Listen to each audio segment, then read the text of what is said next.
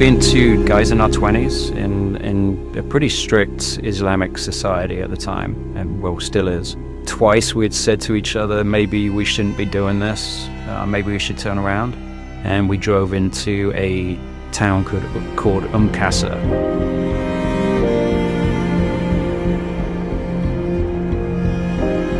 It was destroyed, bombed out buildings.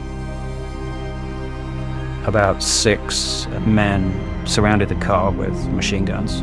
Losing your freedom is an interesting concept for people to understand. And I think especially if it's a hostage situation where there's no crime being committed, it's soul destroying.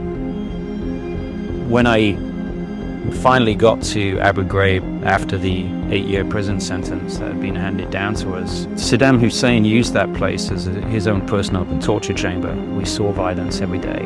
We witnessed it. And it sits with you. Men getting beaten to death with sticks. We were made to watch that. Those sounds I'll never get out of my head. We saw a man crucified. There were mass executions there while we were there. Lots of blood. Those smells and sounds don't really ever go away, and that's part of the healing. In our society, there's often a stigma about PTSD. Somehow saying that someone is broken, or they're not enough, or they're somehow, again, disqualified from being a healthy, whole person. That's such a lie, and it keeps someone stuck in isolation. By moving through some experience of sharing those stories, talking with others, being a part of a healing therapeutic process, they're able to move away from that internal shame that says I'm broken or I'm stigmatized to actually experience great freedom. And at the same time, we're helping our community realize that people are whole people in spite of the fact that they may have been through hard situations in life. My name is Michael Scott Moore. I'm a journalist and an author, and I was once held hostage by Somali pirates.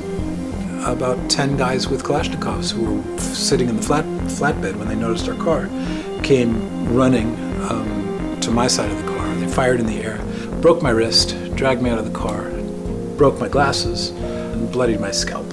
And then they bundled me into another car, and we drove off sort of bouncing through the Somali bush.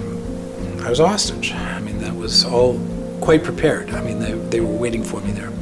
Everyone has a journey with some sort of trauma. They say anything, I think, with PTSD is exposing it, talking about it. And when I started doing that, I could feel the freedom coming again.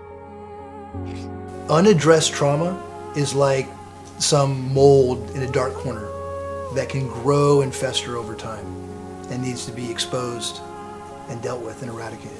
Finding the freedom within begins with the courage to say, I need help.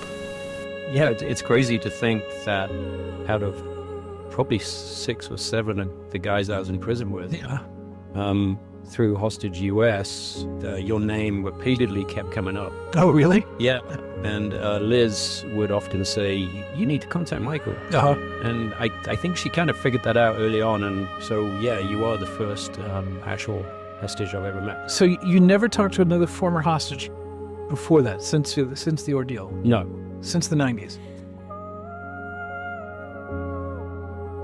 We went through the town of Galkayo, which I recognized, with no blindfold for the first time on my face and no weapons in the other guy's hands. And then I got out at the airport, which was totally empty except for one Cessna.